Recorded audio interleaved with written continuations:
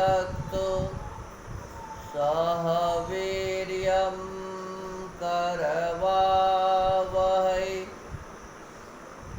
तेजस्विनावधीतमस्तु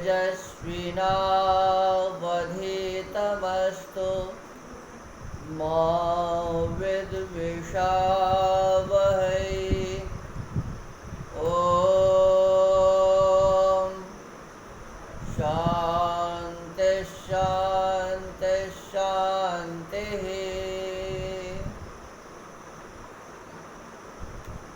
आदरणीय श्रोतागण, सबको सादर नमस्ते।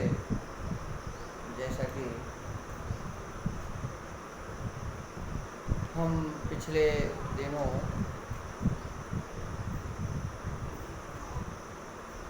ऋग्वेदादि भाष्य भूमिका के ईश्वर स्तुति प्रार्थना याचना समर्पण उपासना विद्या विषय पर चर्चा करते हुए स्वामी विद्यानंद सरस्वती जी के भूमिका भास्कर ग्रंथ से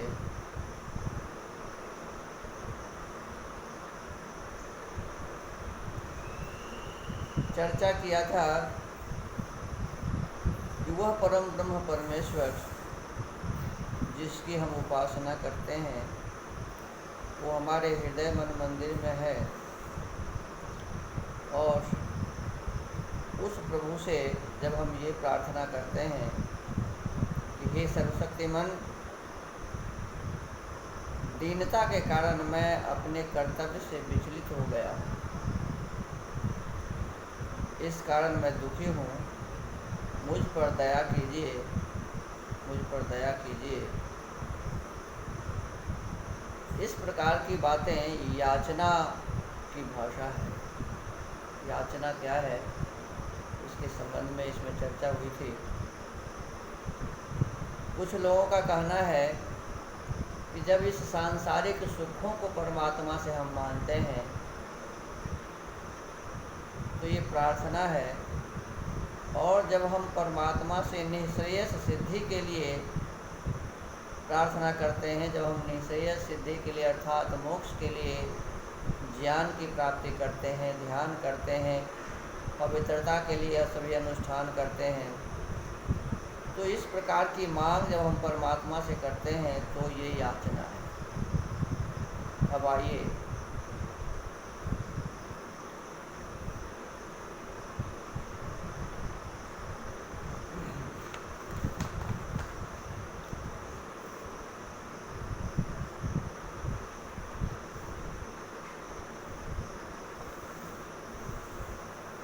उपासना पर हम चर्चा कर रहे हैं, और उपासना के क्रम में ये चर्चा चली थी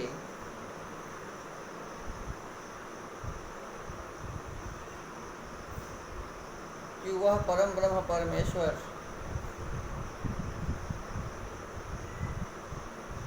किसे प्राप्त होता है। तो कहते हैं जिस पुरुष के समाधि योग से अविद्या आदि मल नष्ट हो जाते हैं, आत्मस्थ होकर जिसने परमात्मा में चित्त लगाया है, उसे जो सुख होता है, उसे जो आनंद प्राप्त होता है, वह इस वाणी से कहा नहीं जा सकता। अर्थात वो आनंद किसे प्राप्त होता है, तो जो समाधि योग में बैठता है, अपने भीतर के अविद्या आदि दोषों को दूर करते हैं। अविद्या आदि का मतलब है कि क्लेश 5 हैं: अविद्या, अस्मिता, राग, द्वेष, अभिनिवेश। तो इन 5 क्लेशों को जो दूर कर लेता है,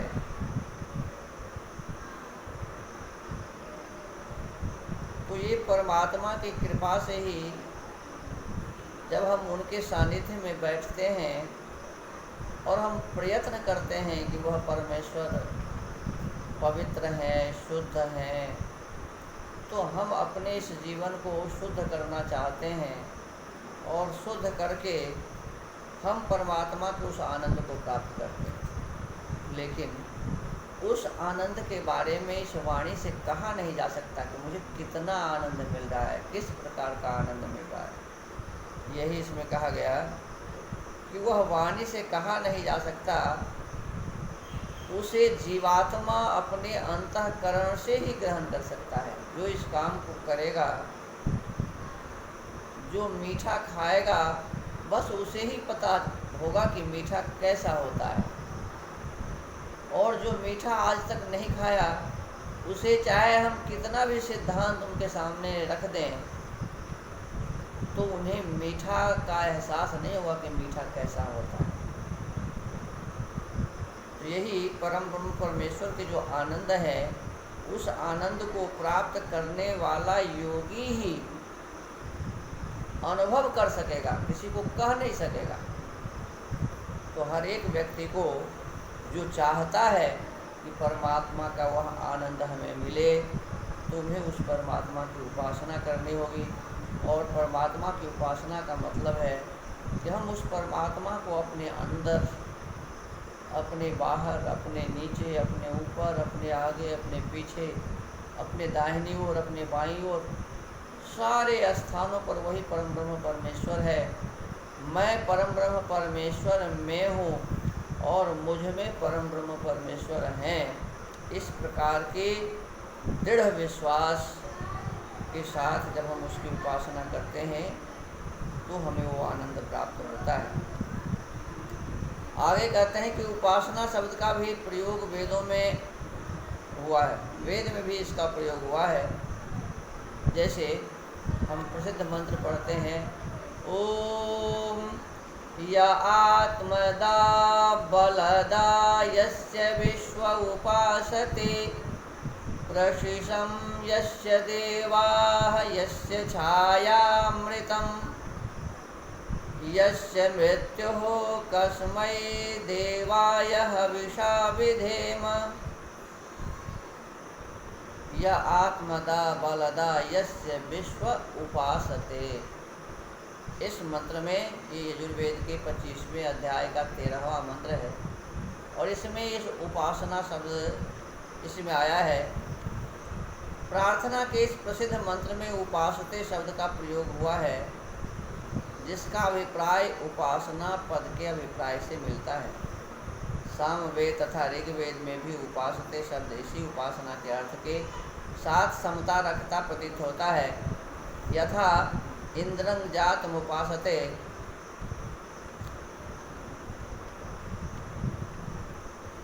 अथर्ववेद में भी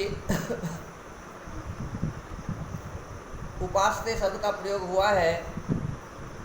ये ऋग्वेद का, सामवेद और ऋग्वेद दोनों में यह है, इंद्रम जातमुपासते। और अथर्ववेद में भी उपासते शब्द का प्रयोग हुआ है, जिसका उपासना शब्द के साथ अतिशय साम्य है। यथा यो देवमुत्तरावंतमुपासते सनातनम। अनेक ये अथर्ववेद के 10वें कांड के 80वें सूक्त का 22वां मंत्र है, जिसमें उपासना शब्द आया है। ऋग्वेद के 10वें मंडल के 153वें सूक्त के प्रथम मंत्र में उपासना शब्द आया है। और सामवेद में भी ये मंत्र आया है। तो इस प्रकार से चारों वेदों में उपासना शब्द आया है, परंतु वेदों में उपासना के अभिप्राय के साथ सर्वाधिक क्षमता रखने वाला शब्द जो है वो उपस्थान है।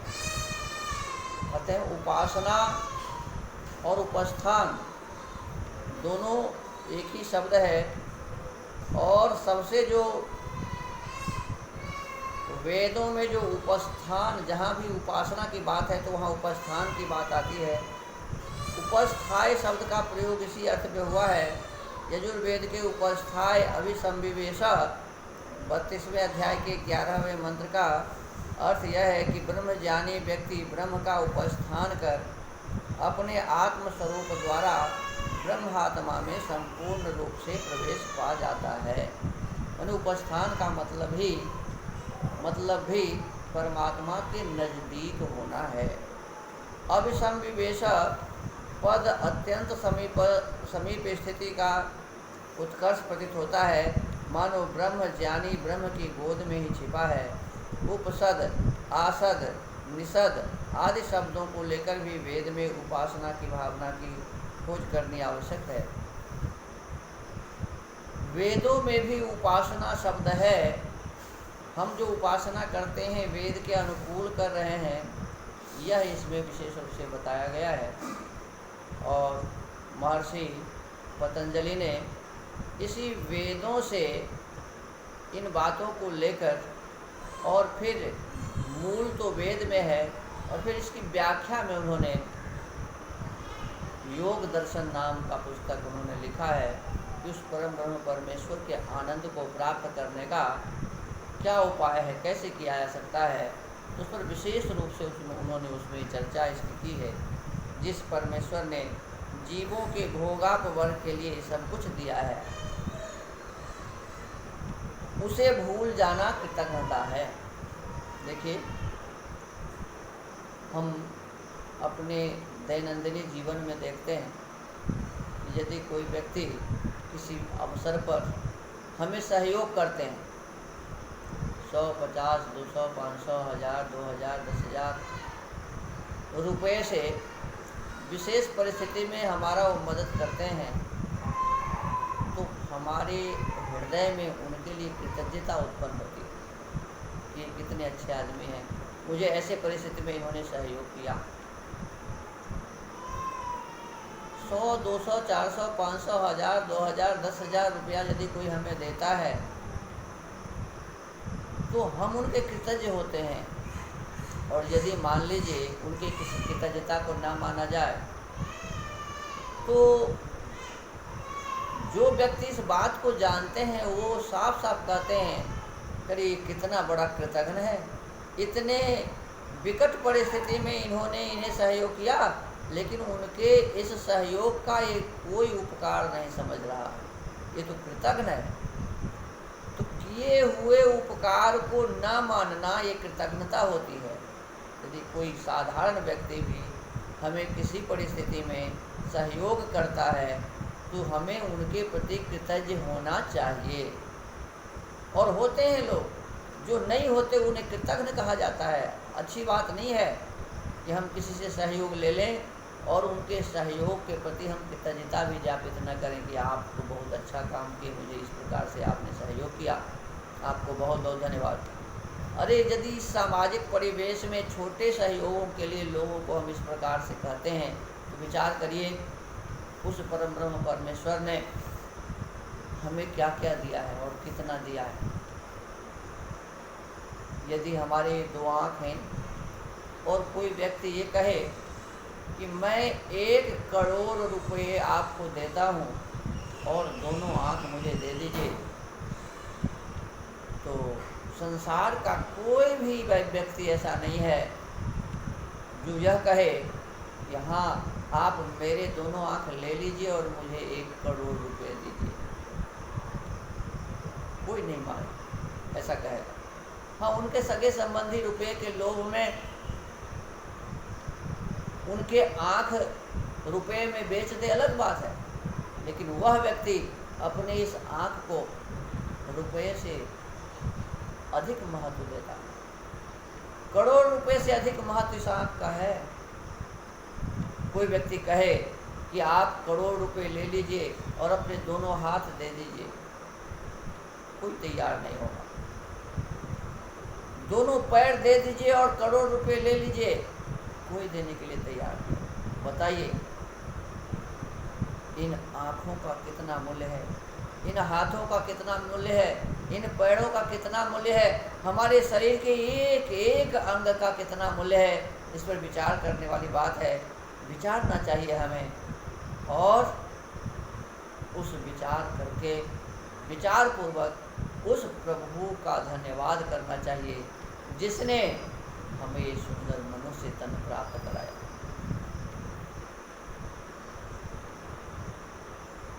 इसके एक एक पुर्जे लाजवाब हैं।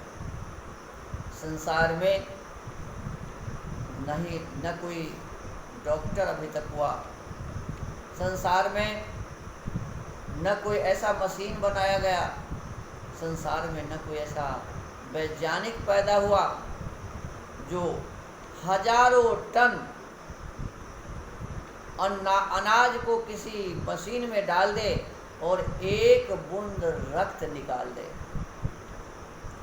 हजारों टन अनाज किसी मशीन में डालकर रक्त नहीं बनाया जा सकता। ऐसे मशीन नहीं बने, ऐसे वैज्ञानिक नहीं हुए, ऐसे डॉक्टर नहीं हुए। देखिए कैसे उस परम ब्रह्म परमेश्वर की कारीगरी है।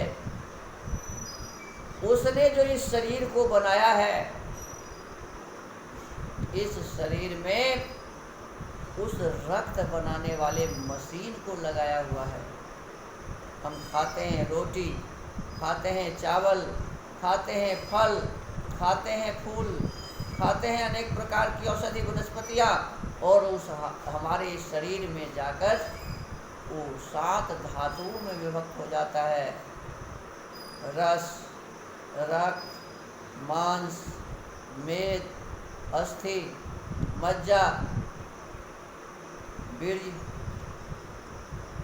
इन धातुओं को बनाने वाला कहीं कोई मशीन नहीं बना है। यदि हमारे इस हाथ में कहीं खरोच लग जाता है तो इस खरोच को जैसा ये था, जैसा ये चमड़ी है, ऐसा बनाने वाला चमड़ी डॉक्टर संसार में आज तक उपलब्ध नहीं हुआ है। लेकिन वाह रे प्रभु, ये खरोच लगा हुआ स्थान 10, 20, 30, 40, 50 दिनों के बाद फिर वैसा ही हो जाता है जैसा ये अगल बगल का शरीर है। कोई डॉक्टर वैसा नहीं कर सकता, भले कितने ही दिन तक वो हमारा इलाज करे, वो चिन्ह रह जाएगा। लेकिन प्रभु की कृपा देखिए, ये खरोच लगे हुए स्थान पर वैसे ही चमड़ी आ जाता है, चमड़ी आ जाती है जिस प्रकार का चमड़ी हमारे शरीर के अगल बगल में है। कैसा वो प्रभु है, किस प्रकार की व्यवस्था है हमारे इस शरीर में, जिस प्रकार की व्यवस्था है, इस व्यवस्था को देखने से पता चलता है कि वह व्यवस्थापक कितना महान है और हमारे सुख के लिए उन्होंने क्या क्या नहीं बनाया।